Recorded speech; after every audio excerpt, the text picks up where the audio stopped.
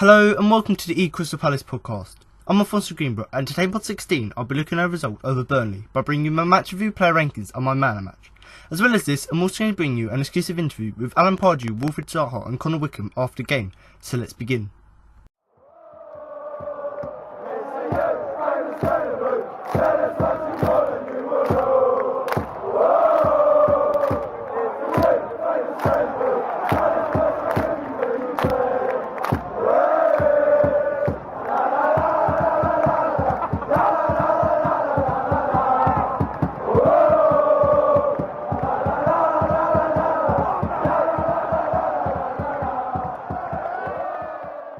For the second successive occasion, Palace and Burnley played out a 5-goal thriller at Turf Moor, but this time it was the Clarets who enjoyed the late drama as Ashley Barnes' goal in stoppage time snapped victory for the home side.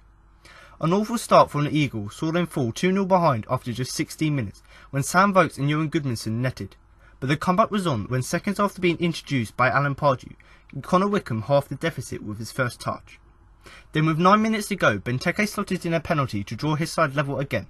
But in the second minute of injury time, Palace, who were pushing for a winner themselves, were caught on the counter-attack and Barnes completed a swift move to deliver a hammer blow to Pardew's men. The game was only 78 seconds long when Burnley took the lead. A swift counter-attack saw right-back Matt Lowton pick out Gudmundsson at the back post, and after controlling the ball, his cross reached the defender again. Lowton's shot was blocked off the line by Martin Kelly, but the ball bounced along the goal line, before eventually being bundled into the net by Vokes to establish a quick-fire advantage. A similar situation had played itself out when the teams last met at this venue, when Jason Puncher was instrumental in turning things around. And a few minutes after suffering the setback, he tested Tom Heaton with a low attempt, but it was comfortably saved. But then the England keeper had to be at his best to deny Wilfried Zaha when he was found in the box by Christian Benteke. However, the shot stopper denied him with a reaction save from point-blank range on 13 minutes. That proved heavily crucial as seconds later, just as they had in the last meeting, the Clarets raced into a 2-goal lead. Vokes held up the ball on the halfway line and slipped a pass into the advancing Gudmundsson, whose route towards goal was held up by Joe Ward. With no options, he took aim from 20 yards and his powerful shot was blocked by Steve Mandanda. However, the ball span backwards and looped its way over the line to double the lead. Reeling, Palace began to attempt to reduce the deficit, and on 33 minutes Andros Townsend had looked to have just done that.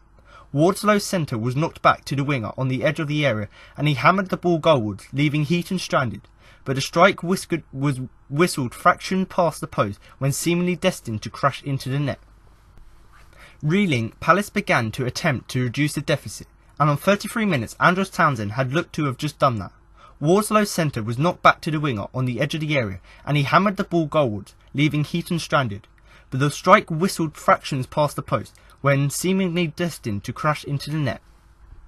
There was another good opportunity for the Eagles 3 minutes before the break when Townsend chuckled his way down the right and put a through ball into James MacArthur, who in turn found Benteke waiting on the penalty spot, but his first time snapshot was straight at Heaton, and then a minute later the blurry Belgium saw a header flash wide of the target.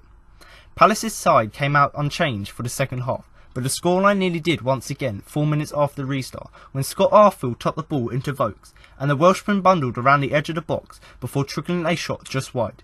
And a minute later he forced Mandanda into a double save when he hurtled goalwards and was twice brilliantly denied by the left hand of the Frenchman, who managed just to keep the visitors in the contest. But on the hour mark, Palace gave themselves a lifeline when they managed to pull one back.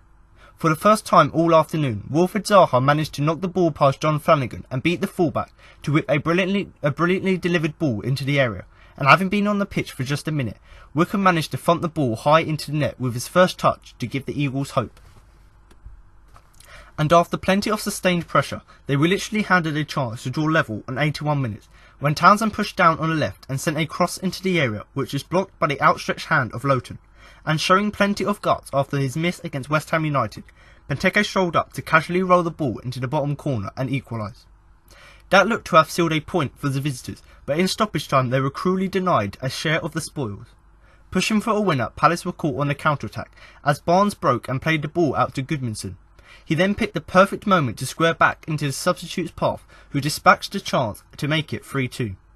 The action wasn't over though, and with the final desperate attack, Townsend thumped the ball off the base of the post with seconds remaining, but ultimately Palace fell to their fourth straight defeat.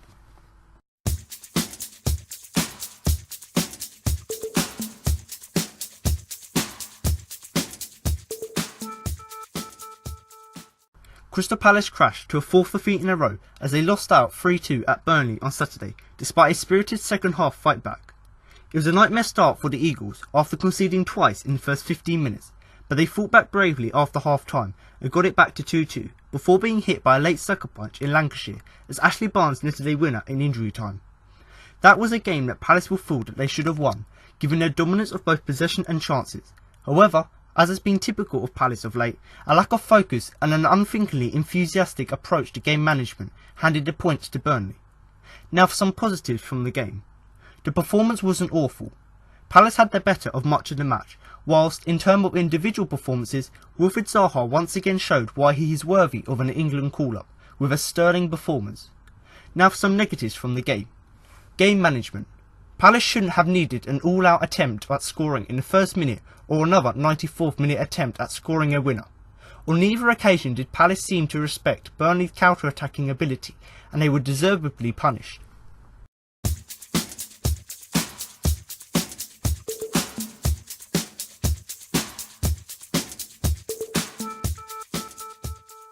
So now you've heard the match review, we're now going to move on to the player rankings. But before we start with that, don't forget to follow us across social media on Twitter and Facebook at eCrystalPalace for all the latest news. And for all you Facebook users out there, don't forget to check out our Facebook group so you can join with the latest discussions, read the latest news and post your own opinion. So like I said there, if you do want to get in contact with us and just want to share your opinion on the game, do contact us via our various social media accounts, which you can find using the @ which is at eCrystalPalace. So if you do want to get in contact with us, do use them. And also, if you are listening to the podcast on YouTube, you can of course comment below the video. But obviously, if you are on Facebook as well, I would highly recommend you join the Facebook group, because on there's a lot of discussion, and also lots of fans go on there after the game and post their own opinions. So if you do want to hear someone else's opinion about the game, then I would highly recommend you go to the Facebook group. And obviously, on both the Twitter and Facebook account, we do post regular news updates. So if you do want to keep up to date with all the latest ongoings at Crystal Palace, then I would highly recommend you join the group, because like I said, we do keep it up to date quite regular with all the latest Crystal Palace news. And once again, like I said, you can find it using the @ which is at eCrystalPalace. The last few weeks I've set a few challenges to the listeners to see if anyone would list all of the players, obviously the starting 11 and these substitutions, and whether you would give them ratings from 1 to 10, obviously 1 being the worst and 10 being the best. And actually last week quite a few people did comment below the video on YouTube, so that was good. You know, people were listening to the podcast and they wanted to see how their opinion compared to my opinion, and actually one of the comments especially was very similar to mine. So it just shows that we have quite a similar understanding of the game, and also we thought that all the players performed to the same sort of standard which we all believed them to. But, you know, like I said this week, if you do want to do the same as last week, go down in the comments, give each of the players from the starting 11 and the substitutes a rating from 1 to 10. And then that way we can compare them with my player rankings. And if you want, even if you don't have YouTube or you don't have a YouTube account, then of course screenshot your opinions in like a WordPad and obviously tweet it to us on Twitter and Facebook. So, you know, that way we can all hear your opinion. But this week we are going to start in goal with Steve Mondonda, who I'm going to give a 6. Terrible start to the game by picking the ball out of the net twice.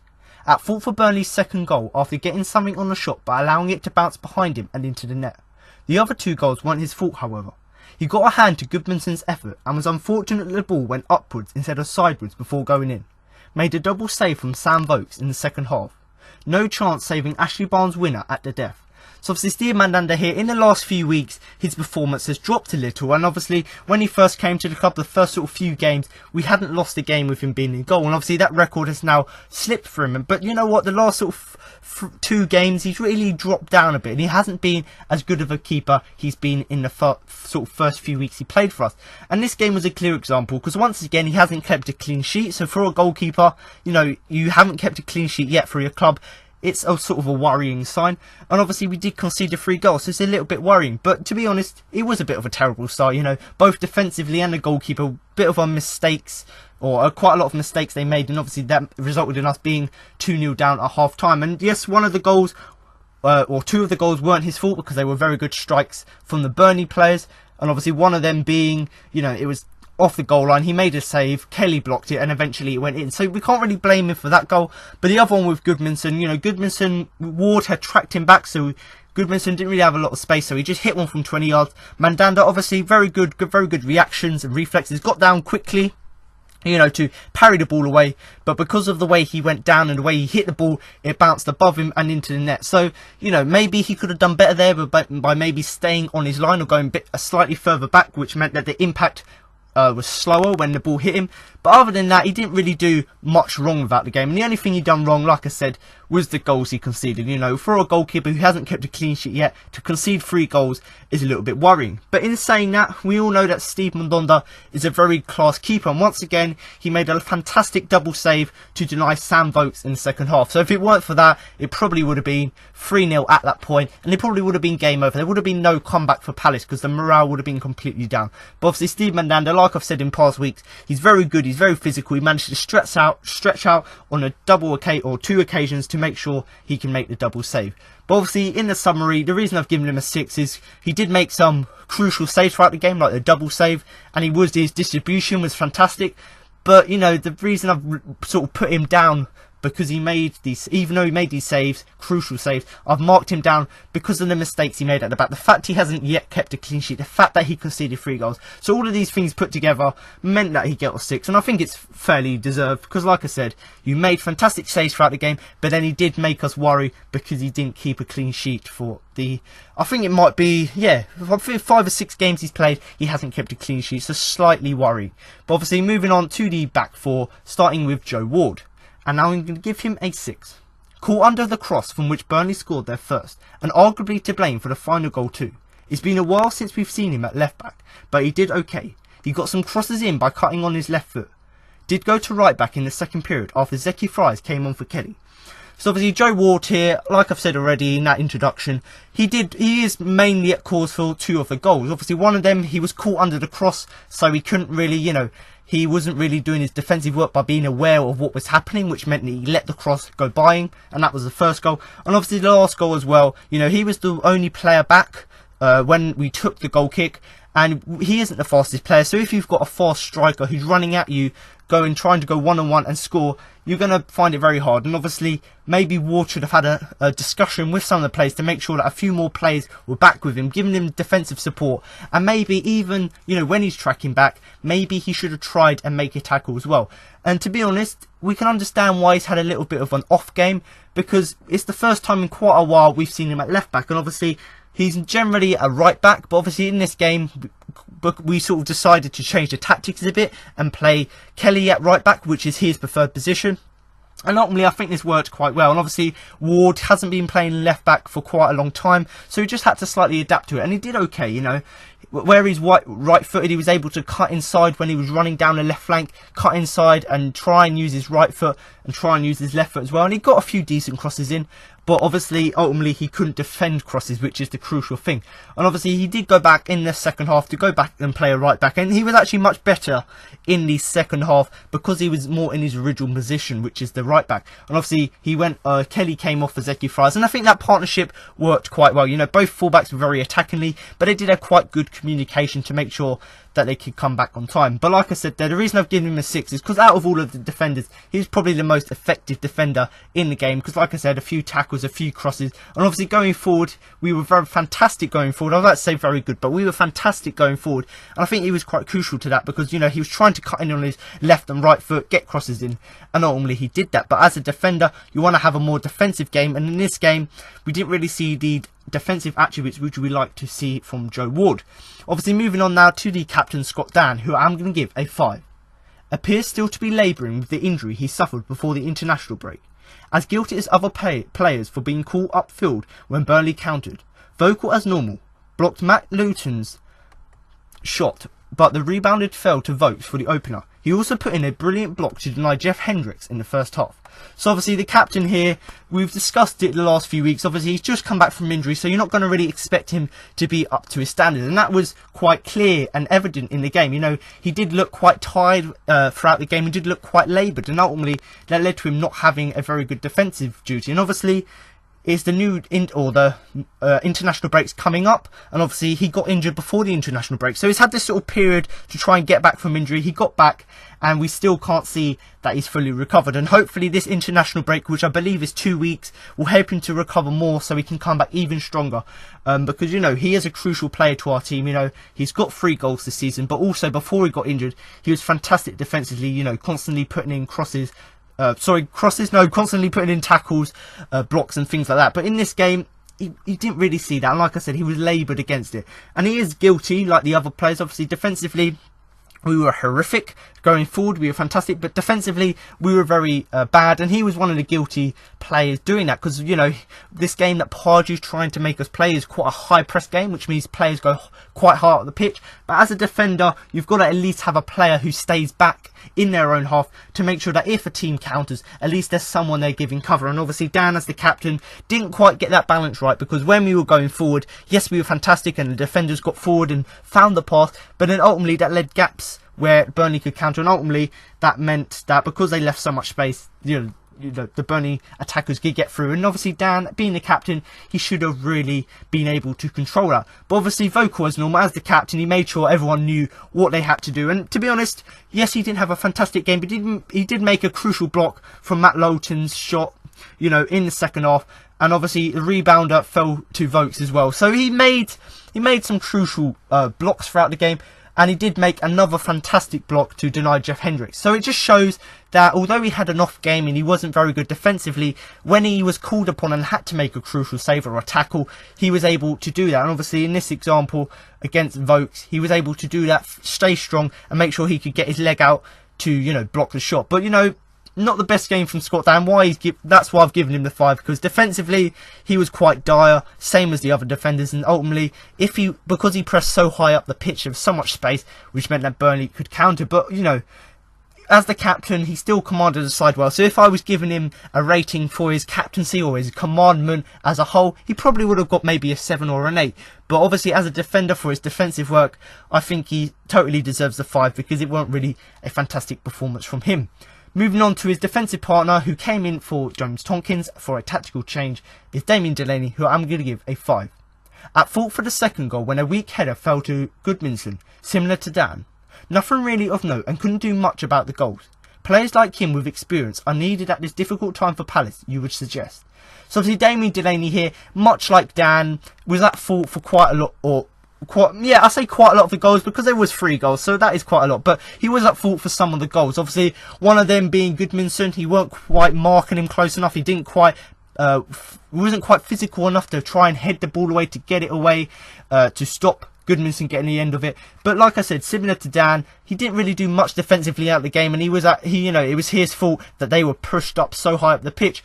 But, you know, he did make a few crucial tackles throughout the game, and obviously we know there isn't really nothing of note. You know, he didn't, like Dan, he didn't make crucial tackles, but he's still done a defensive job, which you would expect of a player with his experience. And that moves me on to his experience. You know, this is a difficult time for Palace. You know, we've gone on a 5 winless, or a lossless run, and then we went on to a 4-game winless run. So players with his experience need to help the other players to cope with this sort of difference in form, and hopefully help us to get through it. And that's what you suggest, you know. As the captain last year, you would hope that he could help to command the side. And obviously that's been left to Dan as the new captain, which he's doing very well. But sometimes someone like Delaney needs to have that as well.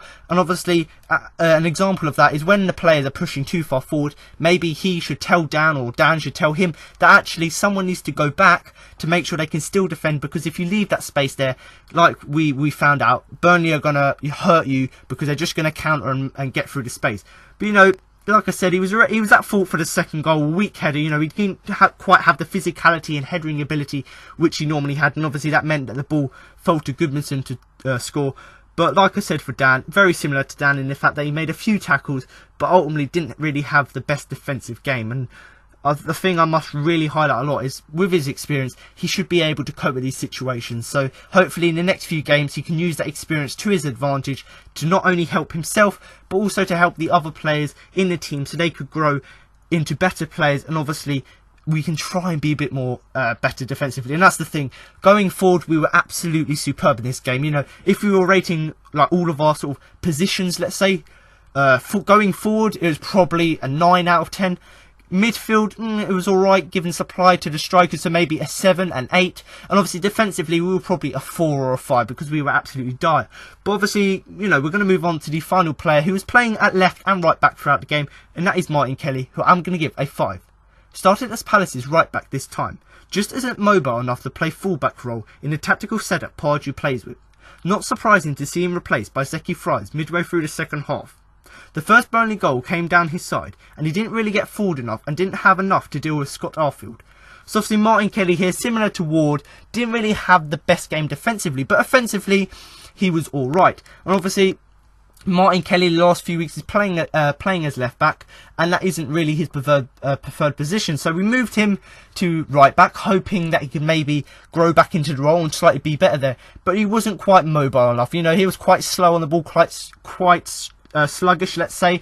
And also with the setup we're playing quite high press games, so you want the fullbacks to push up and get crosses in, but obviously because he wasn't quite mobile and quite stiff, let's say, in the way he played, he wasn't able to do that. And obviously that meant he didn't really have a good game. But in saying that, going forward was his biggest asset in the game, because he was absolutely dire, much like Delaney and Dan. They were quite dire at the back. And obviously tactically Pardew wants players to go forward, try and get crosses in, and ultimately Kelly didn't really fulfill that role. And obviously he was replaced rightly by Zeki Fries, who came on just sort of halfway through the second half and he did make a difference. And I'll go on to talk about Zeki Fries. He came on, made quite a lot of difference because he was a lot more mobile than Kelly, in the fact that he was much faster. And that's the thing with Kelly. Kelly isn't really the fastest player, so when you've got someone like Scott Arfield running at you, Kelly isn't really able to do that. And the second goal, it came down his side, and once again it just shows that he wasn't quite marking the man close enough, didn't quite track back fast enough, and that meant that when he ran down his flank, Burnley got the ball in the area and ultimately scored from that chance. So obviously Martin Kelly, for him to improve, he needs to try and be more mobile in the way that he plays. Try not to be slow with the ball. And obviously, yes, you can do your defensive work, but if your manager's instructing you to be offensive, then you've got to try and do that and get in as many crosses. And obviously, you've got to look at Joe Ward for an example, because he, most weeks, and I say most weeks, gets the balance between attacking and defending. And he's a clear example. He knows when to go forward and put crosses in, but also he's got a little bit more pace, but he can track back and defend as well. But hopefully, in the next few weeks, he can maybe improve. But I've said this in past weeks, I personally think Martin Kelly isn't really a player who constantly can play. I think he's more of a player who could come in, maybe for cup games, come in, maybe off the bench for the last sort of 10 minutes. He's one of these players who's sort of a rotation player who comes on every so often. And I think that's his sort of role in the club. He's not the best defender we have, but certainly he can do a job defensively. But I think his future at the club is someone more as an impact sub, or who can come in for injuries for little spells, because he's got that quality, but we don't really see it in long spurts. Obviously moving on to the midfield now, and this was, very debatable, because once again, every week our formation's sort of changing a little bit and the way we play. And obviously in this game, there was quite a lot of debate as well. Once again, obviously still playing with the one striker up front and the two wingers, and the way we set up in the midfield was quite different. And I personally think it was the normal 4-3-3 formation we played. But in this game, we actually saw that Yohan Cabaye played almost as a centre back, and obviously the likes of Jason Puncheon and McArthur moved slightly further forward. And I think this formation worked quite well, because we've got quite an attacking, creative player in Puncheon, creating the chances in behind the striker and the wingers, creating chances, and that worked very well. And then we've got James McArthur, who's got his very high press to try and win back possession. That ultimately led to us, getting something from the game, and also just his high sort of work rate as well. The fact that he could keep going, and that ultimately kept our attack going. And I think this formation worked quite well in the fact that we had one defensive midfielder giving a little bit of cover, even though it would have been better to see Cabaye further forward, but that's another matter. But yeah, it would have been nice.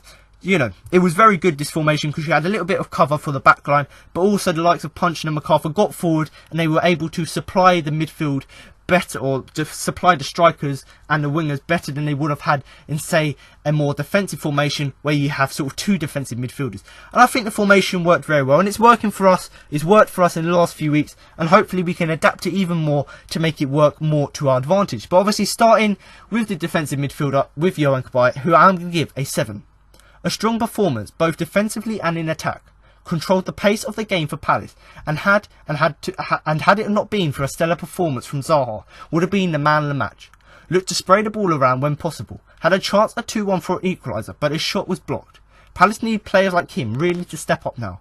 So obviously Yohan Cabaye there, I did sort of touch on the fact that he was very good, he was alright attackingly, but you know, it was a very strong performance defensively, and that was his main role in the club, or in the team, was to be just in front of the back four, and he'd done that very well. You know, he was very good defensively, and he controlled the pace of the game. You know, when he had the possession, he would, instead of just sort of flinging the ball and giving someone else possession, he would look the ball, control the game, you know, have the ball and look for a pass, or maybe look for a pass back so we can, you know, cross the ball in. And you know what, it was a fantastic game from him defensively. And yes, we conceded the 3 goals, but you know, he contained Burnley in the fact that they could have won maybe by a few more goals, and he controlled it in the fact that he made the tackles, and he was that little bit of an anchor in front of the back four. And obviously, I have touched on it a little bit. He was very good going forward. Obviously, in parts of the game, we were 2-0 down. You know, we're trying to push to get a goal. And ultimately, when this change of formation happened, we were able to go forward more. And obviously, that resulted in us sort of still playing with the 4-3-3 formation.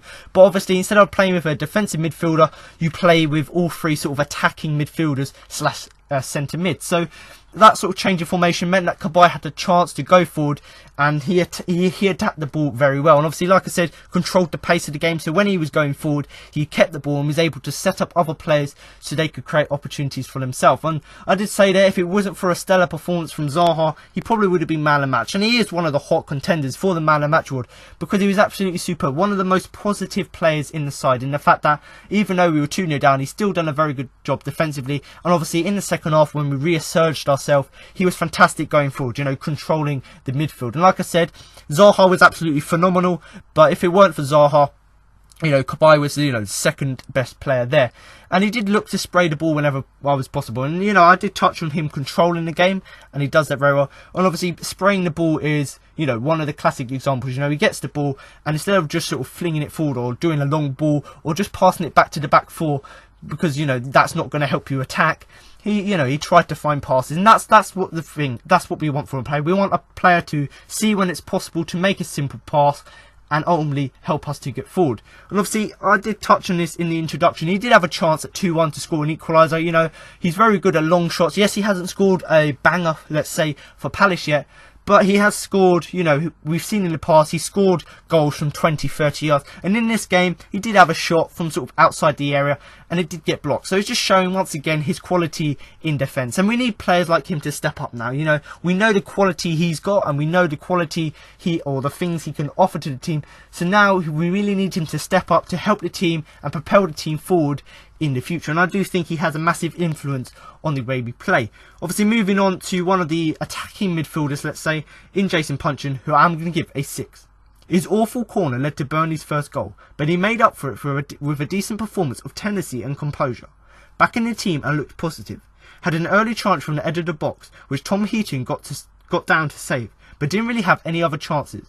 Was taken off for Wickham late on in the game. So obviously, Jason Puncheon, his corner did lead to Burnley's goal. I'm not really going to talk much about Burnley's goals and our mistakes, because I've already touched on the fact that we were too high up the pitch, and that's why we conceded the goals. And obviously, his corner wasn't the best corner, but if we had players back defending, when the corner was headed out, we would have been able to chip it back into the area. But, you know, apart from that corner, put that aside, he had an alright performance. Therefore, that's why I've given him the 6. As you know, he had a little bit of tendency and composure about the way he was, and similar to Cabaye, he controlled the way the game worked. Obviously, when Cabaye was playing defensively and Puncheon was going forward, they both sort of done similar roles in the fact that they slowed the game down, tried to find a pass rather than just offloading things, and ultimately, you know, that control of the game led to us dominating for parts of the game. And obviously, he came back into the team after being on the bench for the last few weeks, and he did look quite positive. You know, he came into the team and he was always commanding the attacking plays, making sure he could do the best he could do for the team. And, you know, that sort of positive outlook on the game once again meant that we were dominating both possession, shots, chances created, all of them stats.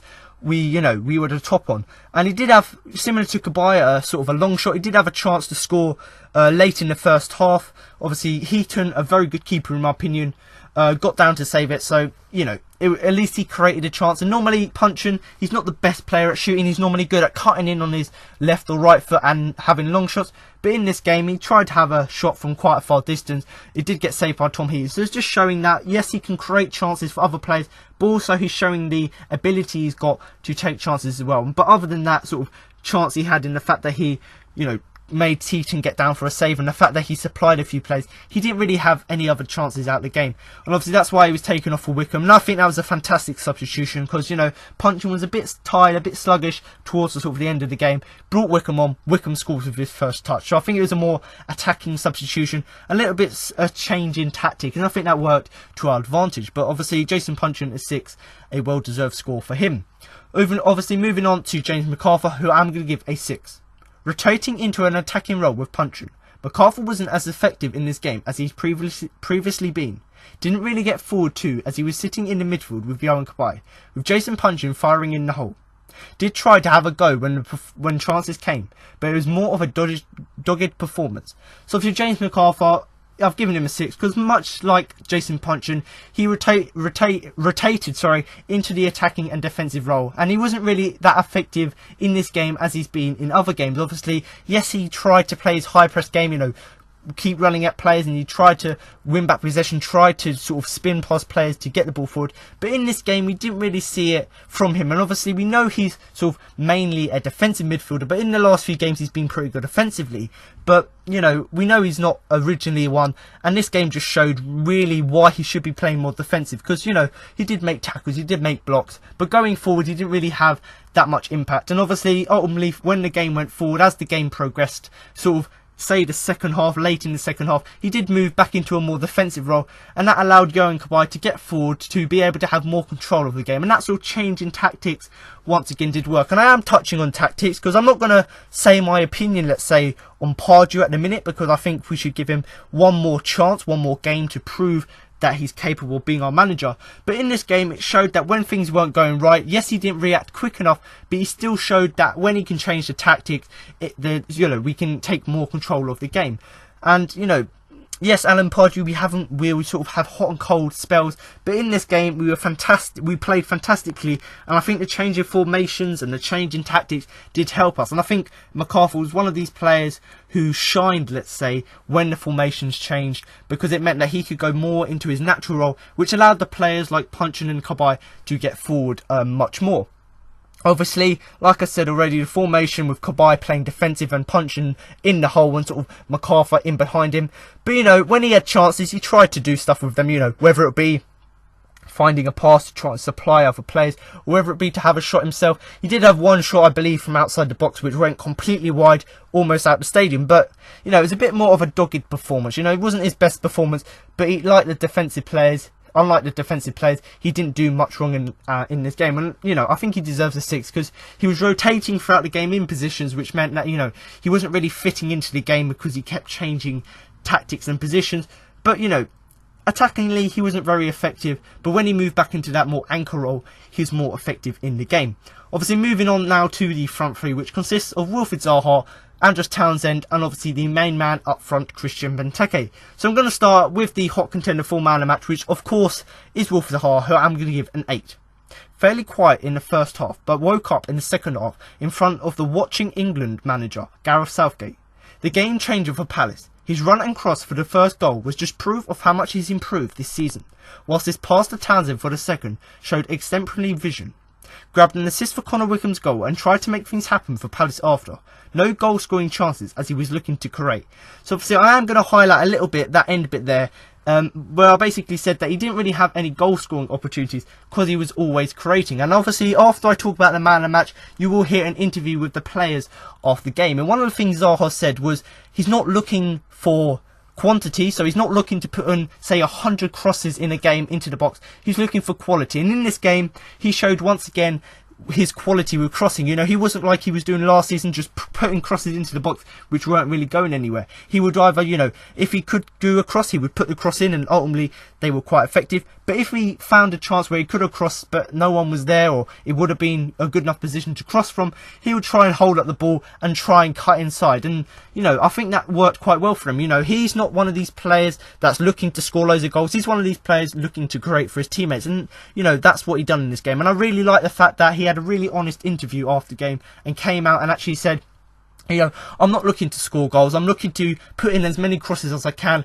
But at the same time, I don't want to put in too many crosses because I want to make sure they're quality. And in this game, as a classic example, his crosses were super. Obviously, one of them leading to Connor Wickham's goal. Connor Wickham just came on the pitch, found the run, or was it Zaha, found the run of him, put a lovely curling effort into the box for Wickham to score with. So it's just showing there once again the quality he has. And obviously he did also grab the assist, let's say, for Benteke's goal, because he assisted Townsend, who won the penalty. So obviously he lovely through ball there to Townsend. Townsend's running past his player, whips the ball into the box.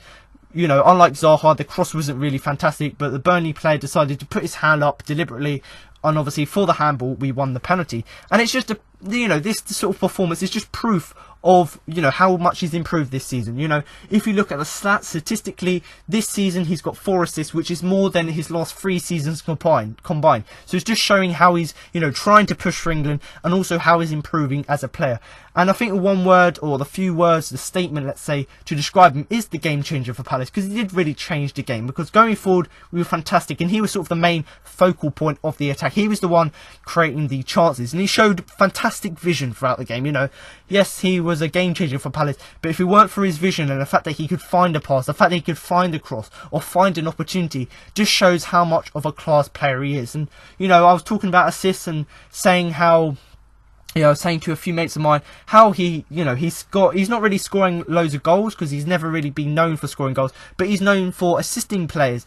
And obviously in this game was a classic example. You know, he puts crosses into the air and making sure they're quality, and obviously they all were quality because we scored from them. But, you know, he's one of Palace's best players, undoubtedly. You can't deny that he is one of Palace's best players. You know, he's got more assists than he did last season, and he's actually level with Yannick Bolasie. It's just showing how both are old players and current players actually improving. And I think that if Bolasie had put in more decent crosses last season, he might still be with us. But obviously Zaha is improving as well, and they both got 4 assists in the Premier League, so there's be sort of competition between the two of them to see who can get the most assists this season. But hopefully Zaha can continue this hot form and get more assists this season, and like I said at the beginning, a well-deserved 8 for him.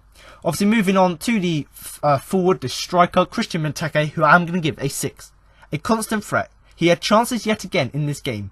The Belgian international nearly scored in the first half with a header that just edged past the post. Had a shot saved in the first half. In the second 45 minutes, he got into good positions but was snuffed out when the ball was fed to him. His movement caused a constant problem, but Palace still found it difficult to give him the service he needs. Scored coolly from the penalty won by Townsend, stepped up confidently to send Heaton the wrong way for the equaliser.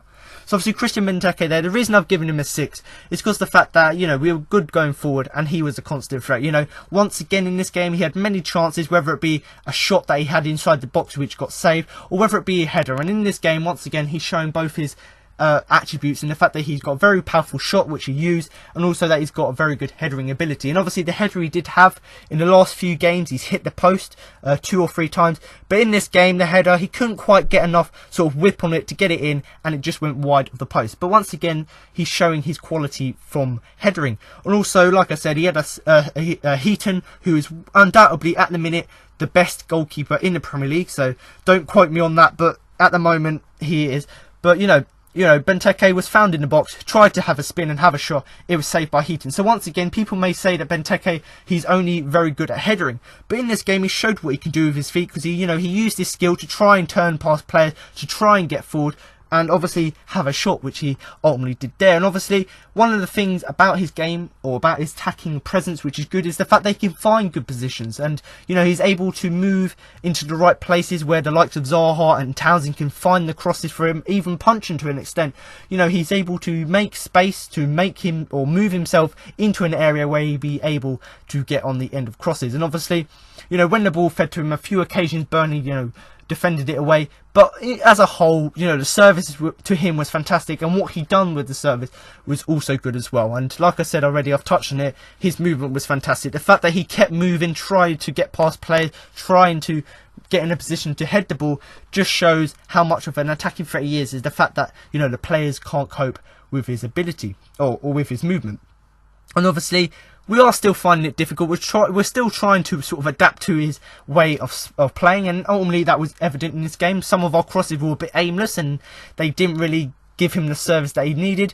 But obviously, you know, he missed that penalty against West Ham. But in this game, no mistake, fantastic penalty. You know, he sent Heat in the wrong way and put the ball right, or rolled the ball right into the left or the bottom left corner. So just showing once again his class with both his head and his feet. And in this game, like I said at the beginning, he was a constant threat, and I think he fully deserves the 6 because, like I said already, he was a constant threat. He had fantastic movement, and also he did score the penalty, which did level it up to 2-2. So for that alone, and for making me very happy for about 10 minutes, you do deserve the 6. Obviously, moving on to the final player of our sort of 4-3-3 formation, and the final player of the starting 11, which is Andros Townsend, who I'm going to give a 6.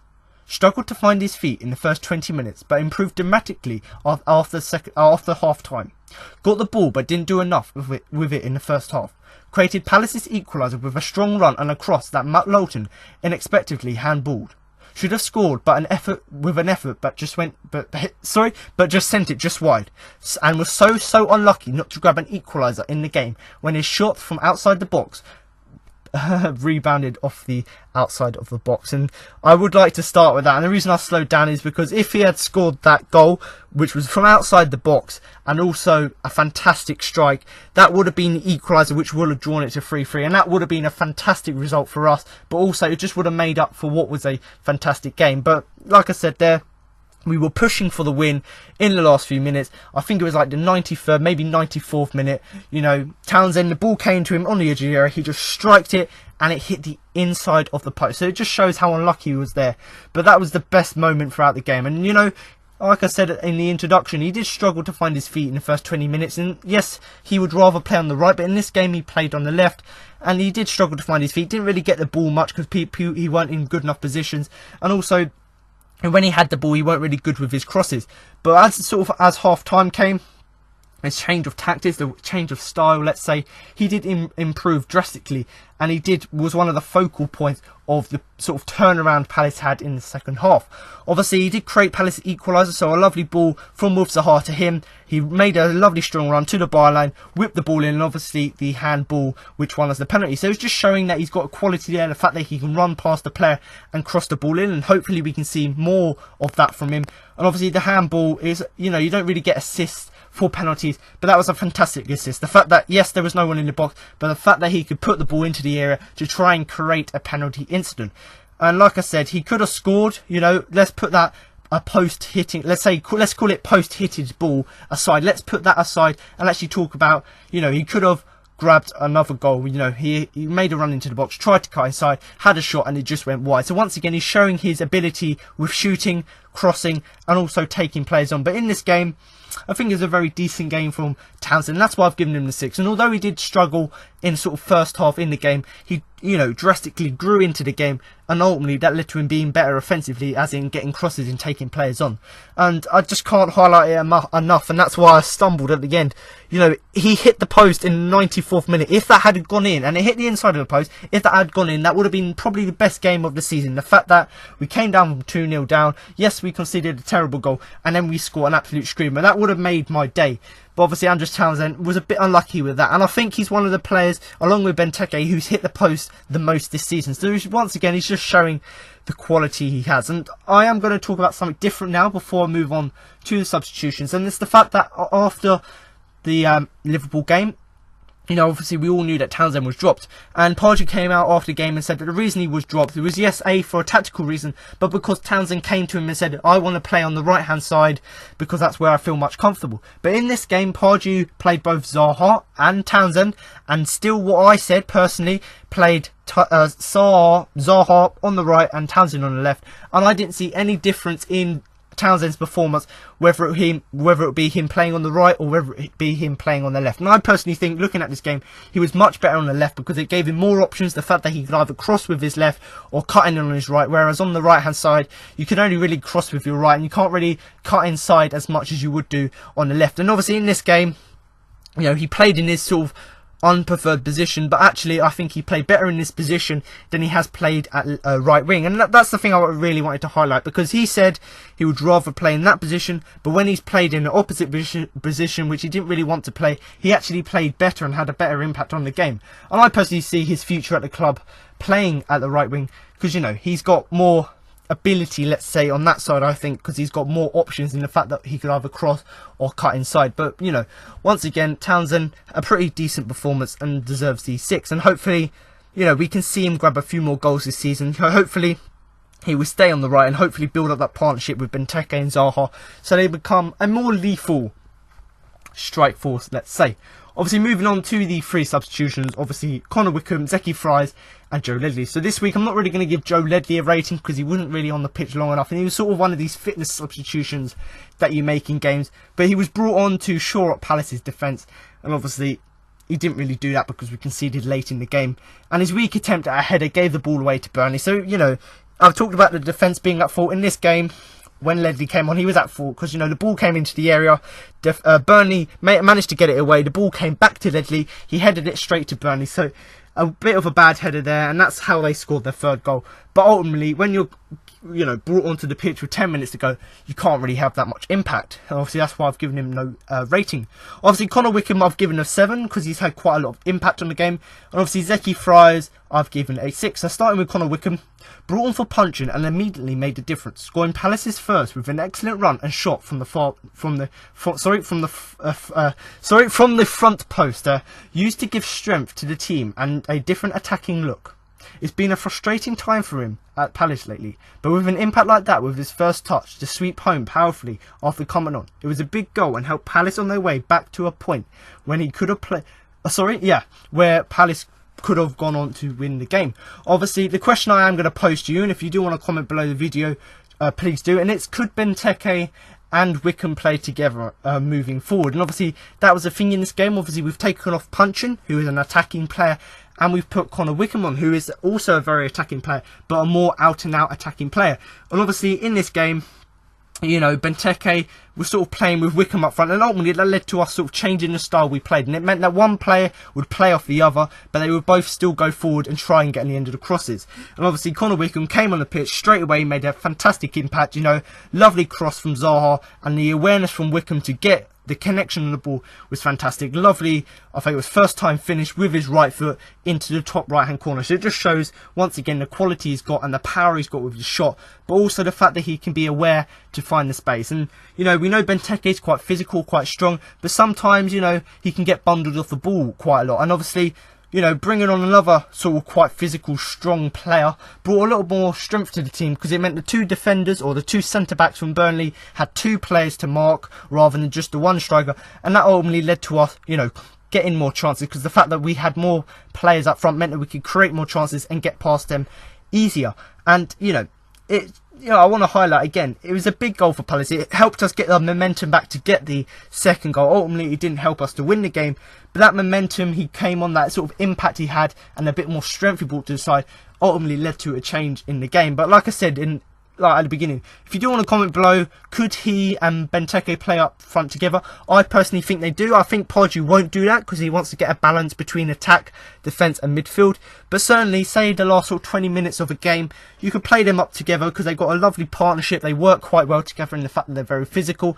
They've also got very good headering abilities, and also they've both got powerful shots. So if they work together, they can be a lethal striker partnerships. Obviously, Zeki Fries, I've talked about it with Martin Kelly. I want to see this guy start in the next game, whether it be against Man City or another game, because I think he's a fantastic defender. You know, I'm not going to say that he's one of the best defenders we've got at the club, but from what I've seen this season, I think he's one of the better fullbacks we've got.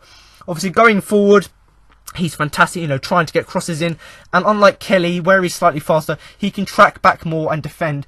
And ultimately, that's why he's got an advantage over Kelly, is the fact that he can track back and defend and try and stop chances. And in this game, he did. And obviously, I talked about Kelly not being mobile and not having much confidence at And, Zeki Fries had exactly the opposite. He was very mobile on the ball, very good on the ball. The movement was fantastic. The fact that he could get forward.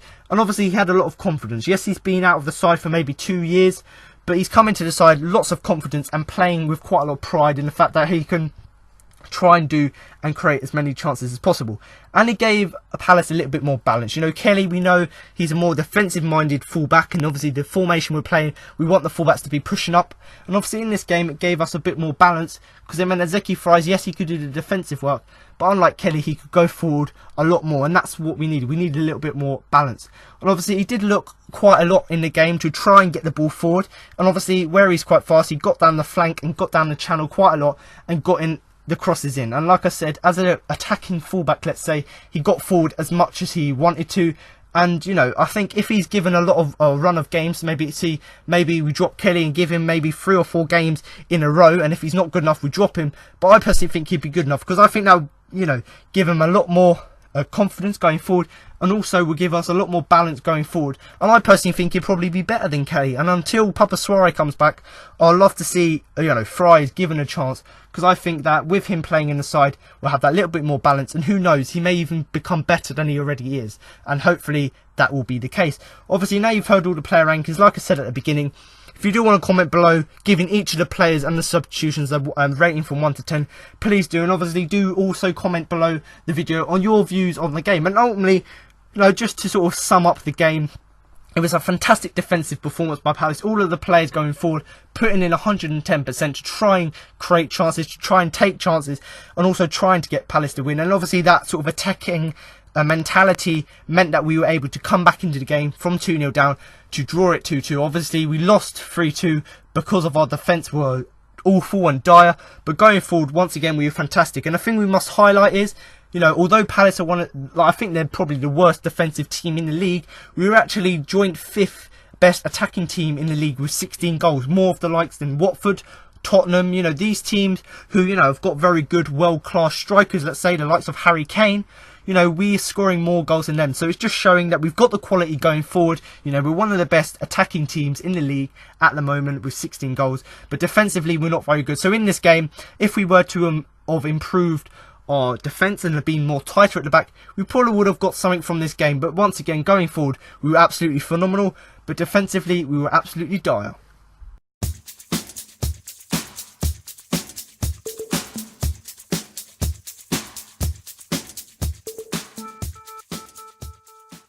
So now for my man of the match award. Before I do that and give you my man of the match and who I thought had the biggest influence on the game, I'm now going to give you the results of my Twitter poll. So like I say every week, if you do want to vote in next week's Twitter poll, which won't be next week, but it'll be after the international break for the game against Manchester City, then do go ahead and follow my own personal Twitter account, which is at the CPC Podcast. So the poll isn't run by Crystal Palace, but if you do want to vote in the poll and get your opinion heard, then obviously do vote in this week's poll. And obviously this game, it was a very interesting game in the fact that we were terrible defensively and very good going forward. So this week, instead of giving you 4 nominations, I've given you 3 nominations, and I personally think they were quite fair in the fact that these were the 3 best players and they outshone everyone else. And I don't think there was anyone else who really had that much of a good game when compared to these 3 players. Obviously, the 3 nominations are Yohan Cabaye, Wilfried Zaha and Connor Wickham.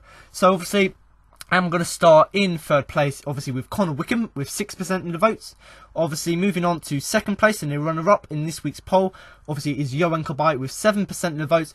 And obviously, the winner of this week's Man of the Match poll for the game against Burnley is Wilfried Zaha with an absolutely astonishing, and I think it's a record, 87% of the votes. So, congratulations, Wilfried. You don't get a trophy or certificate, but you do get my sincere congratulations on what was an absolutely phenomenal performance by you. And obviously, as I am recording the podcast, the England squad has been announced for the games against Scotland and the other international game, which the name, I think it's Spain, yes, Spain international game. Wilfried Zaha was somehow not included in that squad, and considering that Gareth Southgate was watching this game at the Turf Moor Stadium, I don't see why he didn't pick Wilfried Zaha, because as you can see by the 87% of people that voted, he was absolutely phenomenal. Going forward, putting crosses in the area, creating chances, taking chances. and his overall just attacking mentality in the game was fantastic. And I don't see why he didn't get into the squad. But obviously, on the subject of the England squad, Andros Townsend did get into the England squad, so congratulations to him. But based on current form, I'd rather see Zaha in there, because I think he's got a bit more attacking going forward. And also, his crosses are a little bit more, let's say, quality, because, you know, at Townsend, yes, he's got some quality crosses in him, but unlike Zaha, he keeps putting them in constantly, and it's not about the quantity, it's about the quality, and that's what Zaha has. And that's why you can see, once again, 87% of people voted for him, because he was absolutely phenomenal.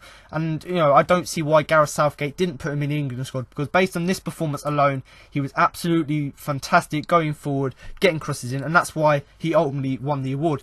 Obviously, I'm going to talk a little bit about each player, and obviously I've gone into quite a lot of detail this week because it's been quite a mixed performance by Palace. And obviously, you've heard the player rankings, and obviously looking at that, you can probably see and summarise why I've put these players in. But obviously, Yohan Cabaye, the reason I put him there is because he played the anchor role quite well in front of the back four. But also, when he went forward, he had a nice control of the game, slowed the game down, or, you know, picked up the pace of the game. You know, tried to create chances for other people and try and, you know, make space. And also, he did have a shot from outside the area as well, which went just wide. So he's showing his quality once again. That's why I've put him on the list. And obviously, as you can see, you know, a few people agreed with me with the 7% voted for me. Obviously, Wilf Zaha, we've already discussed that. He was an absolutely phenomenal attacking threat for Palace.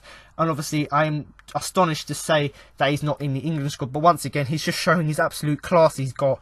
The fact that he can go forward, he can put crosses in, everything about his game was fantastic. And obviously Connor Wickham, the reason I put him on there is if we ever needed a word, or we needed to nominate someone as a super sub, as an impact sub, you know, Connor Wickham is the perfect example. You know, he came on the pitch, his first touch with the goal. So for that alone, I've put him on there. But his presence, he had the physicality, the strength he had, and he brought to the team was absolutely fantastic. And also the fact that, you know, he added a little bit more to the game. You know, we were quite lacking something up front. You know, yes, we were getting crosses in, we were attacking the ball very well.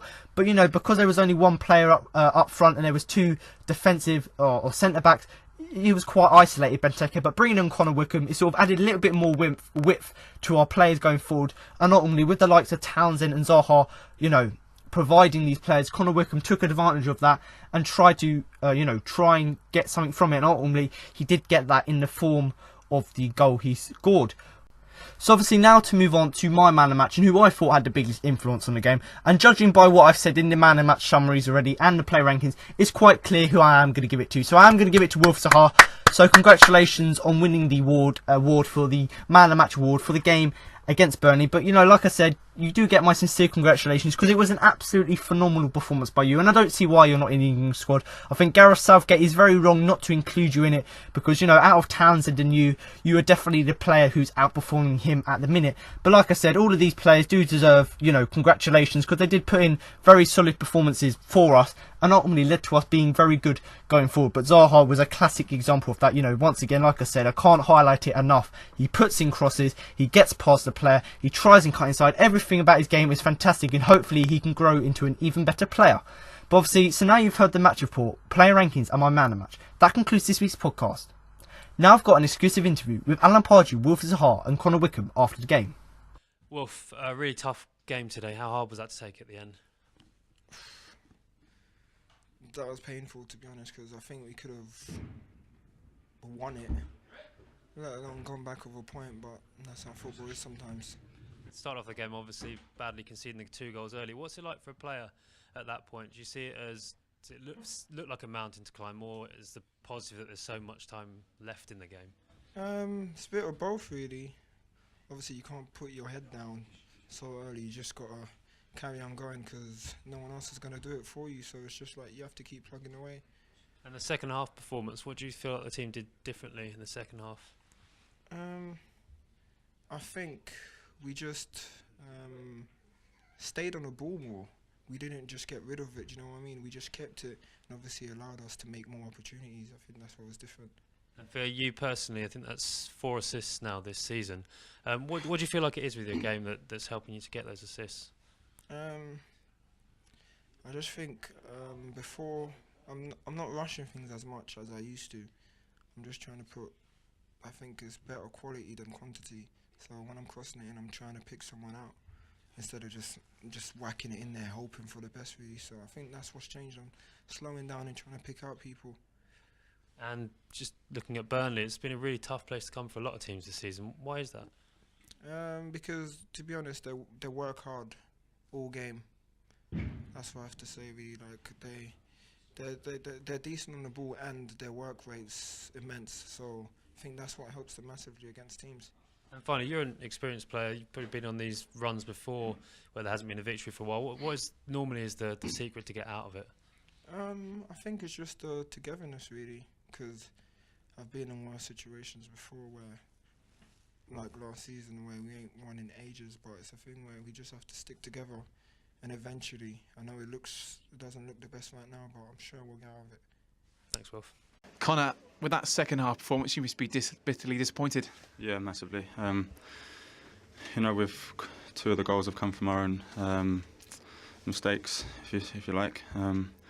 But we worked so hard to get ourselves back in the game. I don't think we deserve to go down how we did in the first half. But as I said, we've played so well the second half, and we've deserved more, especially getting ourselves back in the game. And I think we just got excited and wanted to go for all 3 points when maybe we could have just played for the draw. Tactically, obviously, some changes at half-time. Credit to your manager on that, because you'd come out almost a different team the second half. Yeah, we did. We were way off at the first half in ourselves and our own performance. We conceded 2 goals, which we can definitely work on and try and restrict in the future. But we got ourselves back in the game so well, and I don't think we deserve to not be taking any points home. See, that first goal you conceded, that must have been incredibly disappointing, because you kind of always had a chance to go 1-0 up. Yeah, it's from our own set piece, something that we work on quite a lot. But we're just going to have to keep working on them and become more solid. On the counter attack like that, but that's football, and we just need to pick ourselves up. And I know we keep saying it, but we need to go again, and it's something that we definitely need to work on. Does the international break now come at a good time? Obviously, this poor run of form, does it come at a good time for to work on some things now? Yeah, I know really. Some of our team go away for international. Some key players, and we need to work with this squad. But we're going to keep working hard. We've got the players. We've certainly got the talent in the dressing room to be way up from where we should be. I think you can see that second half we pushed on. And, we really showed what we can do and get ourselves back in the game at such a difficult place to come. And we just keep our heads up, keep our chins up, and keep working hard. Connor, thank you very much. No worries. Cheers for your time. No worries. And team did so well to get back to 2-2. What are your thoughts on the game? Well, it's galling because almost from the start of the game to the end, we've dominated this game and we've come away with a defeat. And errors, mistakes on all 3 goals for them that really we can't afford to make at this level. The confidence in the team, the approach, the way we took the game to them the whole game was exemplary at some moments. But as I say, the goals of errors that cost us. And looking at the positives, a lot of people talking about Wilfried Zaha's performance today. Another great assist for him. He's playing well at the moment, isn't he? Well, he had some good performances today, but it's very difficult to lean on a positive after the way we've lost this game. Our fans were magnificent. We've come back from 2-0 down, and you've got to take something then. You've got to. And we didn't. Cool. Thanks, Alan. Thank you.